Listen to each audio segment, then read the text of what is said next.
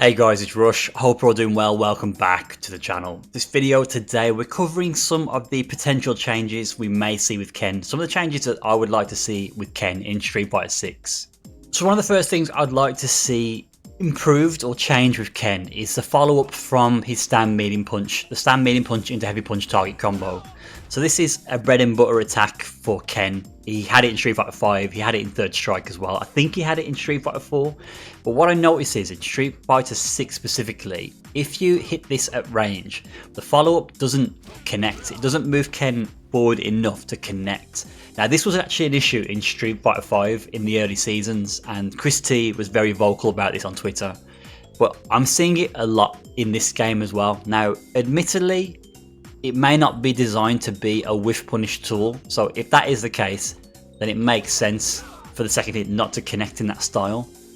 It's also worth noting as well that if you whiff punish the opponent with stand medium punch, because you get punish counter, this does link into crouch medium kick. So to demonstrate the issue, if I try to whiff punish Ken's crouch medium punch, you can see that second hit will not connect at that range. So that's what I'm talking about. But like I said, maybe we need to change the way we get the conversion of the punish counter to stand medium punch. So I did test with crouch medium kick, and even at range that doesn't work. So the solution seems to be stand medium punch, punish counter into sweep. That seems to be the option. Or you could link it into level 2 super as well, which is more demanding, but that is another solution. So the next change I'd like to see is improvements to Ken's regular jump tatsu. Jump tatsu is good at making DPs whiff, similarly to what we saw in Street Fighter 5. It does change his jump arc a little bit. But the thing with this attack is it's very easy to anti-air, so there's no point trying to anti-air DP this at the risk of whiffing your DP. You can just jab the attack. So it shows how bad this is as a jump in. Even if they cross up, I can just jab it. I can just stop it with a jab, a button. I don't even have to crouch heavy punch it. There's no reason to even commit to something like that. I can just jab it and deal with it and stop it. So it doesn't really do much other than being an air to air where I see it used. On the ground as a jumping attack, it doesn't really do much. And even if I block the attack, like cross up, I block it. I think at best, it might be plus if it's done at later frames. But you can see that's done pretty deep. The attack hits quite deep. And 0. So it doesn't really offer much. I don't see the utility of this move at all as a jump in. So next on the list is Ken stand heavy kick. Now this attack is very good. I mean, it's slow, it's 12 frame startup, but given the reward in respect to the startup, I think it's very good. And it is has slow recovery, has a lot of recovery, but I personally think Capcom will nerf this. I think they'll make it 13 frame startup or even 14. We saw the same change in Street Fighter 5. They slowed the move down and it was 14 frame startup in Street Fighter 5. So I won't be surprised if you see this nerfed in the next installment of Street Fighter 6, the next season. So next on the list is Ken's fireballs, particularly his regular fireballs. So his regular fireballs have different startup. Light has 16, medium has 14, and heavy has 12, which is fine. But the recovery on all of them, the total frames of the move are 49 frames. Now Ryu's is 47, and from what I see and what I feel in terms of playing Ken, I see that those 2 additional frames of recovery are very significant when it comes to Ken's fireball game and being able to fireball trap. So you throw a fireball, they jump, and being able to DP. I don't want it to be as good as Ryu's because the 2 characters have to be different. You know, Ken is not supposed to be as strong as Ryu in terms of his projectile game. But I think changing it from 49 frames to 48 would be a nice change for Ken. That 1 frame can make a huge difference to his ability to fireball trap. So the next change I propose for Ken is Ken's medium Jumrai into the low follow-up. So this is the follow-up that frame traps a 4 frame button.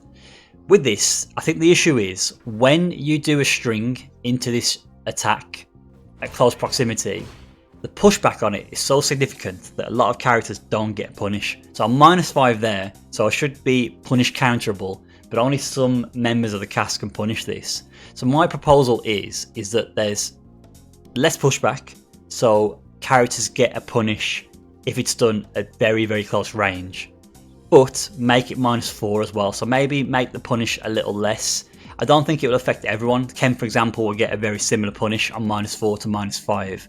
But I feel that's a good change to make. So make the punish less severe overall, to make it -4, but make the pushback so that poorly spaced sequences utilizing this move and the follow-up mean you get punish. You know, you do it at range, maybe you can make yourself safe if you're lucky, but I think that should happen. So a nerf and a buff, you could say, so it's less punishable, which I don't think makes a big difference, but make the pushback less on this string, on this attack. So the last change is to Ken's medium Tatsu. So medium Tatsu generally combos from his medium and heavy attacks, and it only hits twice. There's no follow-up after it. It doesn't combo from stand light punch on a normal hit, stand light kick from normal hit. It does combo from crouched light punch on medium, on normal hit, sorry, but that's it. It doesn't really do much, and I don't see the incentive to ever go for medium Tatsu, if I'm honest. So I feel like it should be quicker startup. It's currently 14 startup, so making it maybe 12 frame startup so it does combo from those lights naturally. But I also feel like there should be an ender here that connects if it's done at close proximity. So in Street Fighter 5, if it hit 3 times, you would get an EXDP. So you got a follow-up if it hit 3 times, but you had to spend bar. You did EXDP or you did CA. That was your options. You couldn't do a light punch DP, medium, heavy punch DP. You were forced to spend the bar. I'd like to see that, because what that would do then is it would make people more inclined to go for this combo as an ender where they have to dump meter. So let's just say you could do, let's just say specifically you could do just ODDP in that situation, or level 2. That would be cool. I think that'd be a really nice option, because you net more damage, but I'm forced to spend meter. It gives me some options, if you know what I'm saying, in that scenario. Even if you juggle them and do it, it only hits once. So you get nothing in this scenario at all. So I haven't found a way to incorporate this into combos. It's just not worth it in terms of damage, in terms of its combo ability from certain strings. That'd be my last proposal. Make this move more interesting, give it more utility. And that's it for this video, guys. Nothing groundbreaking, nothing super special, super new that would change the character in ridiculous ways. Just some nice touches, some nice changes that would make Ken more interesting, a little bit more fun to play, better at the fireball game. I just feel like these would bring some like quality of life changes to Ken in the next season.